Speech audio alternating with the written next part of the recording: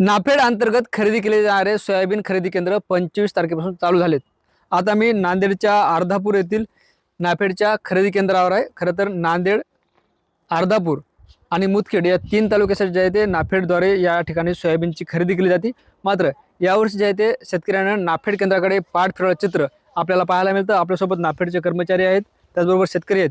यांच्यासोबत सुद्धा आपण या ठिकाणी संवाद साधणार आहोत. खरं तर नाफेड मार्फत 5,328 रुपये प्रति क्विंटल दराने सोयाबीन खरेदी केली जाते. मात्र असं असतानाही शेतकरी सोयाबीन विक्रीसाठी धजावताना आपल्याला पाहायला मिळत नाहीत. आपल्यासोबत नाफेडचे संचालक आहेत या ठिकाणचे. काय सांगाल?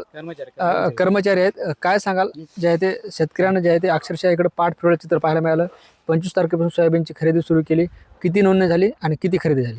आतापर्यंत नोंदणी 1253 झाली. मॅसेज पाठवले 305 आतापर्यंत. त्याच्यामध्ये 21 शेतकऱ्याची खरेदी झाली. यावेळेला रिजेक्ट व्हायले डागेल असल्यामुळं आणि माती जास्त असल्यामुळे रिजेक्ट व्हायले माल. आतापर्यंतची खरेदी झालेली आहे 252 क्विंटल. आणि त्याच्यामुळे शेतकरी माल खराब असल्यामुळे जरा आणून दाखवायलेत. काही जणांचा पास व्हायला, काही जणांचा होईना झाले. जे निष्कर्ष दिलेले आहेत त्याप्रमाणे ग्रेडर साहेब सांगतील ते मालाच्या माहिती. म्हणजे आपण बघतो जवळपास 13 दिवसात 252 क्विंटलची खरेदी झाली. म्हणजे जवळपास सरासरी 19 क्विंटल खरेदी होती. इतकं शेतकऱ्याचा अल्प प्रतिसाद का मिळतो? आणि शेतकऱ्याची अशी तक्रार आहे की बऱ्याच प्रमाणात जे आहे ते माल घेतला जात नाही.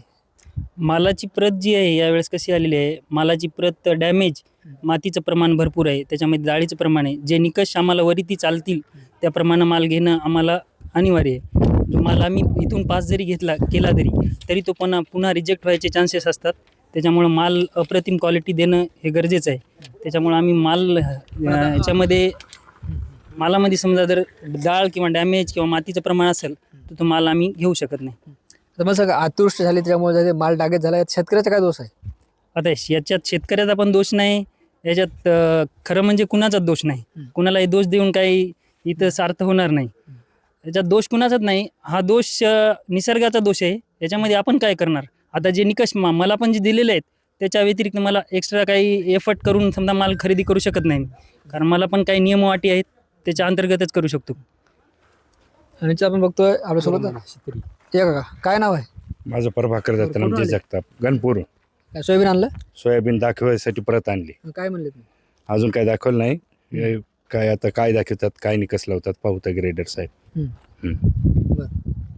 बाकी आता ते दाखवून सण्या बरेचसे हे तक्रारी यायल्यात. सोयाबीन वापस चालले, गाड्या वापस चालल्यात म्हणून मुद्दाम सोयाबीन दाखवायसाठी आणली. बरं. किती एकर सोयाबीन होता आमदा? एक 5-6 एकर सोयाबीन किती होतं. झाली? एक 30-35 क्विंटल होईल समजा. हो. बरं. ते बी काय थोडी सांगा, जात सुधारित तुमचं काय नाव आहे? किती सोयाबीन आणले? माझं नाव शिवराज लक्ष्मण गवळी, राहणार उमरी. हो. आम्ही सोयाबीन आणले चौघांनी. हो. 2 ट्रॉल्या जोडून आणले. हो. त्याच्यामध्ये जवळपास 100 क्विंटल सोयाबीन आहे आमचं. हो. त्याच्यामध्ये एक जणाचा माल पसंत केला, बाकी तिघाचा माल त्यांनी कॅन्सल केला. काय तर माती आहे, डाळ आहे, डागी आहे, काडी आहे असं म्हणून. आणि बरंच काही अडचणी आहेत यावर्षी. मागच्या वर्षी एवढे हे नव्हत्या. या गेल्या वर्षी मागच्या वर्षी 5% प्रमाण होतं, यावर्षी 3% आणले त्यांनी. असे शिथिल करायचे जे प्रमाण म्हणजे 5% आणि 3% कोणतं आणलं? ते डॅमेजचं जे प्रमाण होतं हा, पहिलं हा. 5% होतं, यावर्षी 3% आणले त्यांनी. आणलं का? आणलं ना त्यांनी. आता म्हणतायत ना ते त्यांनी घेतलं आमचं सॅम्पल घेतल्यानंतर ते 3% पाहतायत, माती 2%च पाहतायत. तर ते 100 ग्राम घ्यायले, 100 ग्राममधून माती निसून काढायत, डागी निसून काढायत, वजन करून पॅरामीटरनं त्यांनी त्यांच्या निकषामध्ये बसेल तर पास करायचं, नाही तर रिजेक्ट करायचं. आता काय मागणी काय तुमची शेतकरी म्हणून? आमची मागणी काय, आता सगळं सर्वांनाच माहिती आहे, शासनाला माहिती आहे, शेतकऱ्यांना माहिती आहे, तुम्हाला माहिती आहे, सगळ्यांनाच माहिती आहे अतिवृष्टी झालेली आहे, सगळ्यांचेच माल डागे आहे. तर मग शासनाने थोडेफार याचे हे शिथिल करायला पाहिजे ना, नियम वगैरे अटी. पण नाही करत. त्याच्यामुळे सर्व शेतकरी वापस आता आमच्या देखत 5 टेम्पो वापस गेले. बरं. आता हे 2 ट्रॅक्टरमधलं 1 ट्रॅक्टर पास केलं, 1 ट्रॅक्टर नापास केलं. आमच्यातला 3 जणांचा माल नापास केला, 1 जणाचा पास केलाय. तर ते बी घेईपर्यंत काही गॅरंटी नाही अजून. व्यापाऱ्याची चांदी राहिली नाही. याच्यामध्ये घेतल्यामुळं व्यापाऱ्याचं हे झालं ना, व्यापाऱ्याने भाव कमी केले. आपण बघतोय आपल्यासोबत दुसरे शेतकरी आहेत. काय नाव आहे? किती सोयाबीन आणले? उमेश भुजंगराव गवळी, बरं. राहणार उमरी. आम्ही 13 क्विंटल सोयाबीन आणलेलं आहे. तर आम्ही साहेबाला दाखिल्यानं साहेब म्हणले की डागेल आहे, त्याच्यामुळं घेता येत नाही. मग आता? आता काय व्यापाऱ्याला दाखवायचं. हो. आता पहिलं 5% शिथिल होतं मातीचं डागेलचं. ते पाऊस काळ जास्त झाला म्हणून यायनं बी कमीच केलं. जास्त करायचं 10%, हां, हां. 8% करायचं. ते सरकारनं 3% आणलं. 3% आणल्यामुळं आमचा काय माल आता चलना आलाय. यंदा अतिवृष्टी झाल्यानं कापून ठेवलं होतं वावरात, हो. खळे झाली नाही, काही हो. नाही. त्याच्यामुळे आमचे माल डागेल झालेत. हम्म.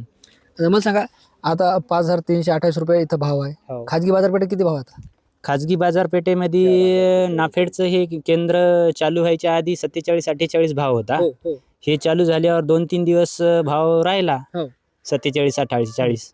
मग ते यायचे निकष 3%वर आल्यामुळे माल जास्त रिजेक्ट करू लागले. हो. त्याच्यामुळे आता व्यापाऱ्यानं 43-4,000 असे भाव ठेवलेले आहेत. म्हणजे नाफेड खरेदी केंद्रात सोयाबीन रिजेक्ट होते म्हणून व्यापाऱ्यांनी सुद्धा भाव पाडलेत. हो. व्यापाऱ्यानं नाफेडमध्ये जास्त घेईनात विक्री, त्याच्यामुळे व्यापाऱ्यांना माल म्हणजे भाव व्यापाऱ्याला माहित झालं आता की शेतकऱ्याचं सोयाबीन नाफेडमध्ये विक्री केला जाऊ शकत नाही. आता आपल्याशिवाय शेतकऱ्याला पर्याय नाही, मग घ्या कोणत्या भावात, असंच ना? व्यापाऱ्याला माहीत झालंय की विक्री नाफेडची 3%वर आल्यामुळं त्याला काही इलाज नाही, शेतकऱ्याला बाहेरच विकणं लागते. त्याच्यामुळं 4,000, 4100 घ्यायलेत. निश्चित आपण बघतोय हे सगळे नाफेडचे काही कर्मचारी होते, आपल्यासोबत शेतकरी होते. या 2-3 महत्त्वाचे मुद्दे आहेत. खरं तर यावर्षी नाफेडचे खरेदी केंद्र उशिरा सुरू झाले आणि झाल्यानंतर जे डागेल असेल किंवा सोयाबीनमध्ये डाळ असेल त्याचं प्रमाण जे आहे ते शेतकऱ्याच्या सांगण्यानुसार गेल्या वर्षी 5% होतं. मात्र यावर्षी जे आहे ते 3% करण्यात आलं. त्यामुळे जे आहे ते मोठ्या प्रमाणात माल रिजेक्ट होतो. आणि दुसरी महत्त्वाची गोष्ट म्हणजे जेव्हा नाफेड केंद्र सुरू झाले नव्हते तेव्हा खाजगी बाजारपेठेत 47 ते 48 रुपये प्रति क्विंटल भाव होता.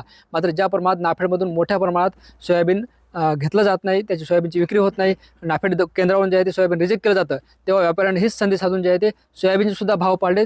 तब्बल 4,700 भाव जे आहे ते 4,300 ते 4,400 आणलेत. म्हणजे आपण बघतोय अतिवृष्टीमुळे शेतकरी हातबल झाला होता. आता नाफेड खरेदी केंद्र सुरू झाले तरी शेतकऱ्याला त्या ठिकाणी सोयाबीन विकता येत नाही. त्यामुळे केवळ 13 दिवसात 252 क्विंटल सोयाबीनची खरेदी या केंद्रावर नाफेडमार्फत झाली. आता शेतकऱ्याकडून अशी मागणी होती की याचे नियम शिथिल करण्यात यावं आणि शेतकऱ्याचं सरसकट सोयाबीन जे आहे ते 5,328 रुपये प्रति क्विंटलला घेण्यात यावं. ज्ञानेश्वर लोंढे, TV9 मराठी, नांदेड.